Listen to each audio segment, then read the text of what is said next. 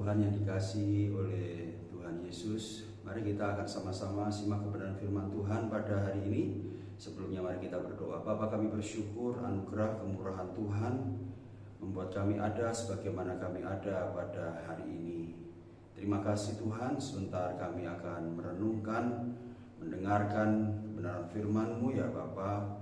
Kiranya Tuhan tuntun kami semua, sehingga kami percaya setiap kebenaran firman yang kami dengar dan kami renungkan pada hari ini akan menjadi jawaban bagi setiap persoalan, bagi setiap pergumulan, bagi setiap langkah kehidupan kami. Terima kasih Tuhan, kiranya Tuhan urapi hamba-Mu, urapi firman-Mu, urapi kami semua.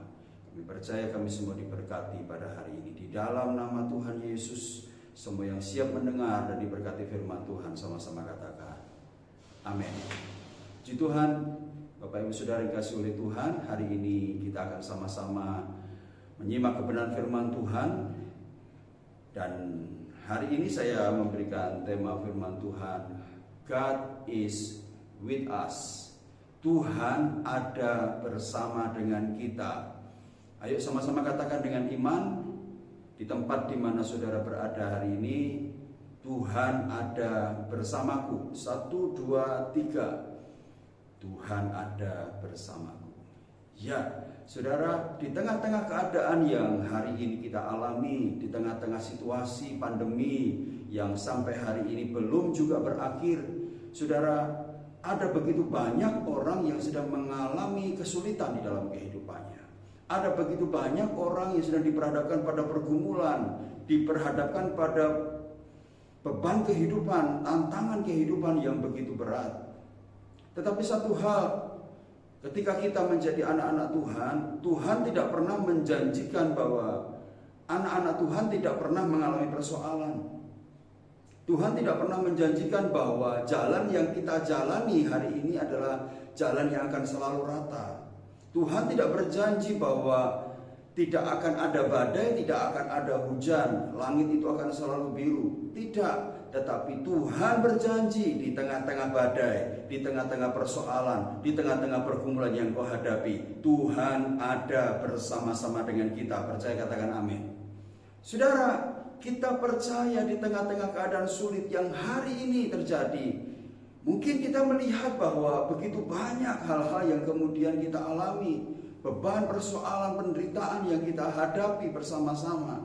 Tetapi satu hal yang harus kita imani, bahwa Dia Tuhan yang setia, Tuhan yang tidak pernah meninggalkan kita, Tuhan yang tidak akan pernah membiarkan kita berjalan sendirian. Baik Bapak Ibu Saudara dikasihi oleh Tuhan, kita percaya bahwa Tuhan ada bersama dengan kita. Mungkin pertanyaan yang datang kepada kita, pertanyaan yang muncul di benak kita adalah, jika Tuhan bersamaku, kenapa hidupku ada persoalan? Jika Tuhan ada bersamaku, kenapa aku mengalami lembah kekelaman? Jika Tuhan bersamaku, kenapa aku sakit? Jika Tuhan bersamaku, kenapa Tuhan izinkan aku mengalami kekurangan hari ini? Jika Tuhan ada bersamaku, kenapa hari ini begitu banyak persoalan yang aku hadapi? Saudara, seakan-akan banyak kita berkata bahwa Tuhan sudah tidak bersama dengan kita lagi, Tuhan sudah tinggalkan kita, Tuhan sudah tidak peduli dengan kita. Tetapi pada hari ini kita akan sama-sama merenungkan firman Tuhan. Sesungguhnya bukanlah Tuhan yang meninggalkan kita, tetapi kita yang sering kali meninggalkan Tuhan dan memakai kekuatan kita sendiri untuk menjalani kehidupan ini. Kita memakai dengan hikmat kita sendiri menjalani, bahkan menghadapi beban, persoalan, tantangan dalam kehidupan yang hari ini kita alami. Tanpa kita sadari, saudara. Bukan karena janji Tuhan itu ya dan amin, bahwa Dia tidak pernah meninggalkan kita. Bukan Tuhan yang meninggalkan kita, tapi kitalah yang seringkali meninggalkan Tuhan. Ayo kita lihat bersama-sama kebenaran firman Tuhan dalam 1 Petrus pasal yang keempat, ayat yang ke-12 dan 13. Saya akan bacakan. 1 Petrus pasal 4 ayat 12 dan 13, firman Tuhan berkata begini, saudara-saudara yang kekasih, janganlah kamu heran akan nyala api siksaan yang datang kepadamu sebagai ujian, seolah-olah ada sesuatu yang luar biasa terjadi atas kamu.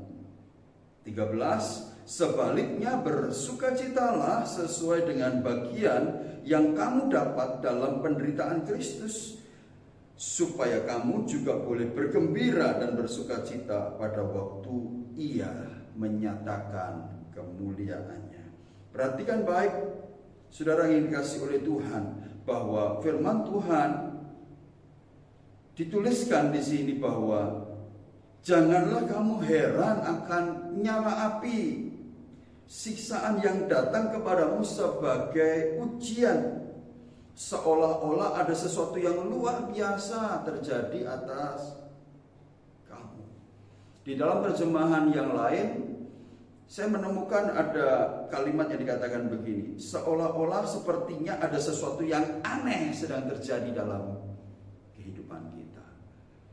Ini yang seringkali muncul di dalam pikiran kita, bahwa sepertinya aneh, katanya anak Tuhan, katanya sudah setia melayani Tuhan, katanya sudah mengikut Tuhan, sudah rajin berdoa, rajin beribadah, melakukan firman Tuhan, tetapi kok hidupnya dalam persoalan. Sehingga ini yang seringkali secara manusia kita berpikir ini adalah sesuatu yang aneh. Dan firman Tuhan memang menegaskan kepada kita, jangan menjadi heran akan nyala siksaan yang datang kepada kita sebagai ujian. Ketahuilah saudara, ini bukanlah sesuatu yang aneh sesungguhnya ketika kita menghadapi persoalan, ketika kita mengalami ujian di dalam kehidupan kita. Bukankah Roma 8 ayat 28 berkata begini, sekarang kita tahu bahwa Tuhan itu turut bekerja di dalam segala sesuatu untuk mendatangkan kebaikan. Perhatikan firman Tuhan katakan, Dia bekerja di dalam segala sesuatu. Artinya dalam keadaan baik, Tuhan ada di sana untuk bekerja bagi kehidupan saudara dan saya.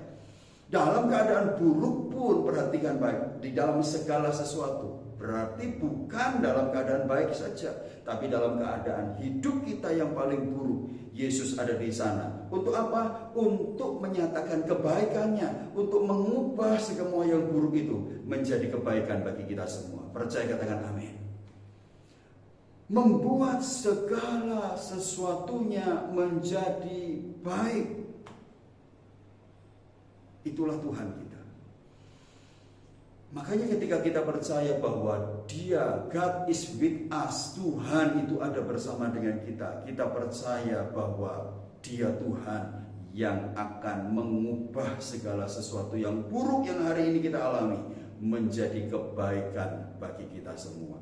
Puji Tuhan, Bapak Saudara yang dikasihi oleh Tuhan. Tentu saja ketika kita diperhadapkan pada ujian, bukan berarti Tuhan tinggalkan kita. Ketika kita diperhadapkan pada tantangan dalam kehidupan ini, bukan Tuhan meninggalkan kita, tetapi ada maksud Tuhan, ada rencana Tuhan, dan kita percaya tidak ada satupun rencana Tuhan yang gagal dalam hidup kita. Nah, saya menemukan paling tidak ada tiga tujuan Tuhan di saat kita mengalami persoalan di dalam kehidupan kita, membuktikan bahwa Dia ada bersama-sama dengan kita. Yang pertama, tujuan Tuhan di tengah-tengah penderitaan, di tengah-tengah persoalan, di tengah-tengah tantangan yang kita hadapi, yang pertama adalah purify our faith, atau memurnikan iman kita. Dalam penderitaan, dalam tantangan yang kita hadapi, Tuhan ingin supaya kita menjadi orang-orang yang murni imannya. 1 Petrus pasal yang pertama, ayat yang ke-6 sampai ayat yang ke-8, firman Tuhan berkata begini, bergembiralah akan hal itu, sekalipun sekarang ini kamu seketika harus berduka cita oleh berbagai-bagai pencobaan. Maksud semuanya itu ialah untuk membuktikan kemurnian imanmu. Perhatikan baik. Di sini katakan maksud semua itu, tujuan dari semua itu adalah membuktikan kemurnian imanmu yang jauh lebih tinggi nilainya daripada emas yang fana yang diuji dengan kemurnian api, sehingga kamu memperoleh puji-pujian dan kemuliaan dan kehormatan pada hari Yesus Kristus menyatakan dirinya. Sekalipun kamu belum pernah melihat Dia, namun kamu mengasihinya, kamu percaya kepada Dia. Sekalipun kamu sekarang tidak melihatnya, kamu bergembira karena sukacita yang mulia dan yang tidak terkatakan. Perhatikan baik bahwa ada tujuan ternyata di dalam persoalan, di tengah-tengah pandemi, di tengah-tengah penderitaan yang kita sedang hadapi bersama hari ini, yaitu apa? Kemurnian iman kita. Seperti emas yang murni lebih punya nilai yang tinggi daripada emas yang dicampur. Seperti itulah Tuhan menghendaki dalam pengiringan kita akan Tuhan, dalam iman kita kepada Tuhan, didapati adalah iman yang murni. Saudara, iman yang murni, iman yang bukan hanya sekedar, saudara, kalau kita percaya ketika Tuhan melakukan kebaikannya buat kita saja, maka saudara, kita hanya punya iman yang berdasarkan situasi keadaan yang kita hadapi. Tetapi ketika kita alam keadaan yang buruk, mungkin iman kita kemudian menjadi berkata, oh berarti tidak ada Tuhan. Oh mungkin Tuhan sudah tinggalkan aku. Oh mungkin sudah Tuhan tidak adil terhadapku. Nah saudara, ini yang seringkali kita dapati di dalam kekristenan. Bahwa bagaimana kekristenan memiliki iman yang murni, sekalipun mengalami tempaan, sekalipun mengalami penderitaan, sekalipun ada begitu banyak hantaman badai terjadi dalam kehidupan, tetapi kita bisa berkata, sekali Yesus, aku akan tetap percaya kepada Yesus. Tidak ada yang dapat mengubahkan iman kita. Iman kita didapati adalah iman yang pure, murni di hadapan Tuhan. Seperti Ayub, di dalam Ayub pasal 23 ayat 10 dikatakan begini, karena Dia tahu jalan hidupku, seandainya Dia memuji aku, maka aku akan timbul seperti emas. Sudah perhatikan, ketika Ayub mengalami persoalan, Ayub di tengah-tengah himpitan, penderitaan yang dia alami. Mungkin kita, saudara dan saya, tidak mengalami penderitaan seberat Ayub. Tetapi mari kita lihat bersama-sama bagaimana Ayub menjaga kemurnian imannya kepada Tuhan. Ayub adalah orang yang diberkati Tuhan. Ayub adalah orang yang luar biasa. Ayub punya kekayaan, Ayub punya keluarga yang baik, keluarga yang berbahagia, dia punya kekayaan yang melimpah. Tetapi pada satu titik, semua hilang. Alami penderitaan, alami persoalan, ada tantangan dalam kehidupannya. Tetapi Ayub tahu, seandainya Tuhan menguji dia, dia akan muncul seperti emas. Begitu juga dengan saudara dan saya. Mari kita belajar bersama-sama. Hari ini mungkin kita sama-sama diperhadapkan pada penderitaan. Mungkin hari ini diperhadapkan pada banyak persoalan. Tetapi lihatlah, kalau iman kita tetap murni, maka engkau akan melihat firman Tuhan digenapi, bahwa engkau akan melihat Tuhan menyatakan kemuliaannya pada akhirnya buat kehidupan kita. Jaga kemurnian iman kita. Bagaimana iman ini tetap murni di hadapan Tuhan. Bukan hanya Ayub. Perhatikan tokoh-tokoh Alkitab yang dituliskan di sana. Bagaimana Daniel diperhadapkan pada gua singa, tetapi dia tetap memilih imannya kepada Yesus. Tidak tergoncangkan, imannya tetap murni. Sadrak, Mesak, Abednego ketika diperhadapkan pada dapur perapian yang menyala-nyala dengan luar biasa seperti itu, dia bisa saja mereka memilih untuk menyembah patung buatan raja. Tetapi apa yang saudara dan saya kita bisa lihat bersama-sama, kita bisa baca bersama-sama dalam kitab suci, bagaimana mereka tetap memilih untuk percaya Yesus. Sekali Yesus, tetap Yesus untuk selama-lamanya. Iman yang bertahan, iman yang murni di tengah-tengah hantaman badai, penderitaan, persoalan yang sedang dihadapi. Iman seperti inilah yang Tuhan mau temukan di dalam kehidupan kita. Di tengah-tengah pergumulan yang kita sedang hadapi, mari biarlah Tuhan mendapati ada iman yang murni dalam pengiringan kita akan Tuhan. Tujuan dari penderitaan, tujuan dari persoalan itu untuk memurnikan iman kita. Iman yang murni adalah iman yang tetap bertahan dan tidak berubah dalam keadaan apapun. Tidak dapat berubah oleh keadaan apapun. Keadaanmu baik, engkau tetap percaya Yesus, engkau tetap ingat kepada Yesus, engkau tetap mengasihi Yesus. Keadaanmu buruk, engkau juga tetap percaya kepada Yesus, engkau tetap setia kepada Yesus, engkau tetap mengasihi Yesus. Itu iman yang murni. Yang kedua, tujuan Tuhan di dalam penderitaan untuk menyatakan bahwa God is with us. Tujuannya yang kedua adalah personal experience atau pengalaman pribadi dengan Tuhan. Saudara, kekristenan, Kristen itu bukan hanya sekedar agama. Tetapi Kristen itu adalah bagaimana saudara dan saya mengalami Kristus di dalam kehidupan kita. Mengalami Kristus secara pribadi di dalam kehidupan kita. Bukan hanya katanya, oh katanya Tuhan Yesus itu seperti ini, oh katanya Tuhan itu begini, oh katanya Yesus itu begini, saudara. Tidak, bukan katanya, tetapi engkau dan saya harus mengalami secara pribadi siapa Yesus, Tuhan yang kita sembah. Perhatikan Ayub pasal 42 di ayat yang kelima dikatakan. Firman Tuhan di sana katakan begini. Hanya dengan telinga saja aku telah mendengar tentang engkau, tetapi sekarang mataku sendiri telah melihat engkau. Saudara perhatikan baik, ini perbedaan. Selama ini Ayub hanya mendengar tentang Yesus, tapi dia belum melihat dan mengalami Yesus secara pribadi dalam kehidupannya. Banyak kekristenan yang model seperti ini. Banyak kekristenan yang hanya mendengar tentang Yesus, tapi tidak pernah mengalami Yesus.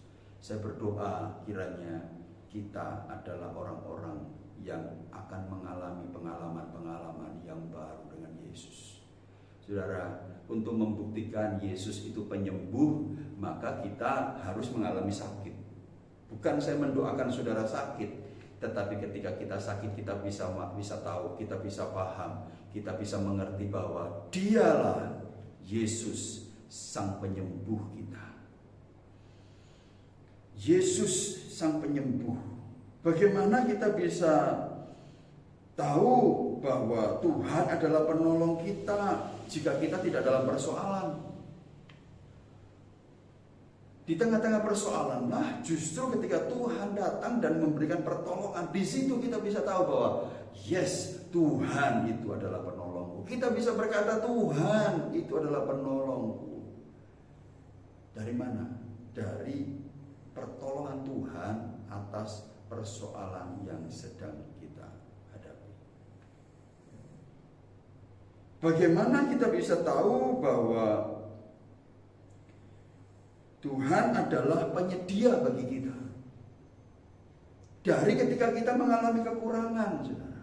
Ketika kita mengalami keadaan ekonomi mungkin yang sedang mengalami krisis, tiba-tiba Tuhan bisa menyediakan apa yang kita perlukan. Seperti janda di Sarfat. Bagaimana dia bisa mengalami Tuhan itu menyediakan? Dengan apa? Dengan dia memberikan tepung dan minyak itu dibuatkan roti untuk hamba Tuhan, untuk abdi Tuhan. Bagaimana Abraham bisa mengerti dan menyebut bahwa dialah Tuhan yang menyediakan, kalau dia tidak mempersembahkan Ishak, anak perjanjian itu, yang kemudian disediakan korban bakaran itu domba. Dari mana? Dari keadaan di mana mereka sedang mengalami kekurangan. Tuhan bisa menyediakan apa yang kita perlukan. Ketika hari ini saudara di rumah saudara sedang mengalami kekurangan, ketika kita sedang mengalami kekurangan, lihatlah Tuhan yang engkau sembah, Tuhan yang engkau percaya, Tuhan yang kepadanya engkau berharap. Dia Tuhan yang akan menyediakan sesuai dengan waktunya dan dengan caranya yang ajaib. Tuhan bisa sediakan itu semua buat setiap kehidupan kita. Pengalaman pribadi dengan Tuhan lewat setiap penderitaan membuat kita semakin mengenal betapa dahsyat, betapa ajaib, dan betapa Tuhan itu sangat mengasihi. Yang ketiga, yang terakhir, apa tujuan Tuhan di tengah-tengah penderitaan, di tengah-tengah persoalan yang sedang terjadi dalam kehidupan kita? Yang ketiga adalah practical His words, atau praktek firman Tuhan. Justru di tengah-tengah persoalan, di tengah-tengah penderitaan, di tengah-tengah tantangan yang kita hadapi, itulah kesempatan kita untuk praktek firman Tuhan. Ayub pasal 1 ayat 20 sampai 22. Kita akan lihat bersama-sama dalam kitab Ayub pasal yang pertama, ayat yang ke-20 sampai ayat yang ke-22. Perhatikan baik. Firman Tuhan berkata begini, maka berdirilah Ayub, lalu menggoyak jubahnya dan mencukur kepalanya. Kemudian sujudlah ia dan menyembah, katanya, dengan telanjang aku keluar dari kandungan ibuku, dengan telanjang juga aku akan kembali ke dalamnya. Tuhan yang memberi, Tuhan yang mengambil, terpujilah nama Tuhan. Dalam kesemuanya itu Ayub tidak berbuat dosa dan tidak menuduh Tuhan berbuat yang kurang patut. Dalam keadaan seperti itu Ayub praktek firman. Ayub praktek firman. Di tengah-tengah keadaan yang sedang buruk dia alami, dia praktekkan firman. Ayub pasal 2 ayat 9 dan 10. Ayat 9 berkata begini, maka berkatalah istrinya kepadanya, masih bertekunkah engkau dalam kesalehanmu? Kutukilah Tuhanmu dan matilah. Tetapi jawab Ayub kepadanya, engkau berbicara seperti perempuan gila. Apakah kita mau menerima yang baik dari Tuhan tetapi tidak mau menerima yang buruk? Dalam kesemuanya itu Ayub tidak berbuat dosa dengan bibirnya. Saudara perhatikan baik. Istrinya pun kemudian berkata, kutukilah dia, kutukilah Tuhan, matilah. Di sini justru kesempatan untuk Ayub praktek firman Tuhan, mempraktekkan imannya, praktek kepada kebenaran firman yang dia yakini, dia imani dalam kehidupannya. Apakah engkau hanya mau menerima yang baik saja dari Tuhan, dan engkau tidak mau menerima yang buruk yang hari ini terjadi dalam kehidupan kita? Sadarilah bahwa firman Tuhan itu bukan hanya untuk didengar saja.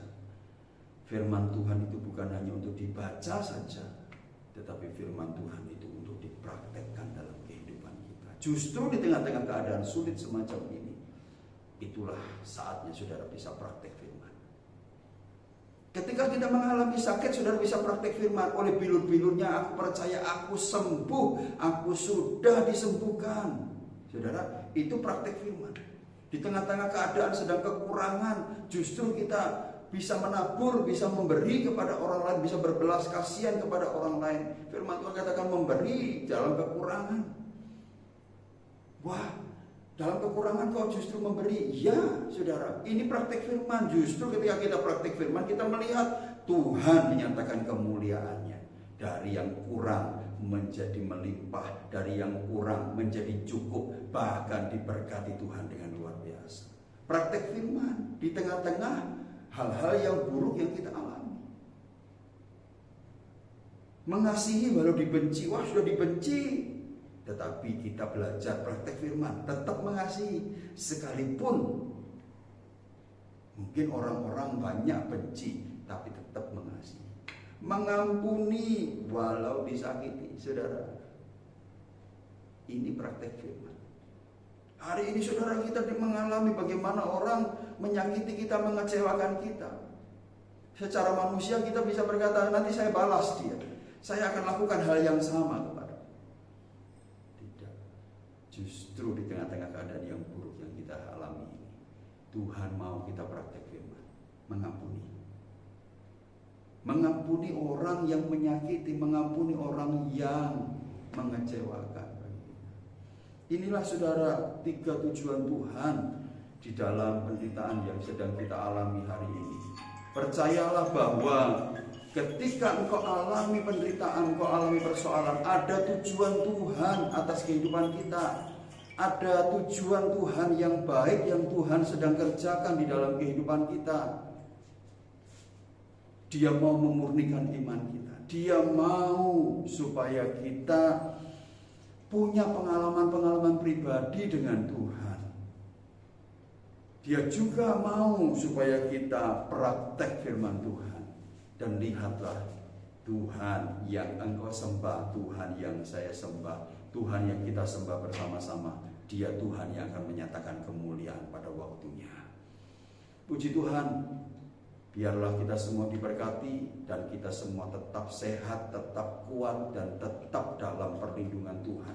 Sekalipun dalam keadaan yang buruk, sekalipun mengalami keadaan yang tidak baik hari ini, percaya, tetap percaya dan berharap Yesus itu pasti akan membawa kita keluar dan sampai kepada Kanaan, negeri yang dijanjikan oleh Tuhan, tanah yang diberkati oleh Tuhan. Saya berdoa kita semua diberkati Tuhan, kita semua tetap sehat di dalam penyertaan dan perlindungan Tuhan. Amin. Tuhan Yesus memberkati, kita berdoa. Bapa, kami bersyukur buat setiap firman Tuhan yang sudah kami dengar.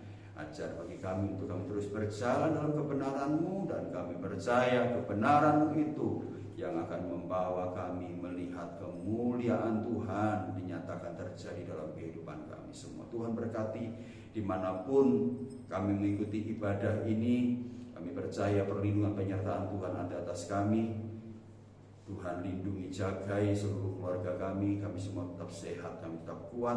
Kami dalam penyertaan Tuhan yang sempurna. Tuhan tidak pernah meninggalkan kami, dan kami mau tetap setia mengiring Tuhan sampai selamanya. Dalam nama Yesus kami berdoa. Haleluya.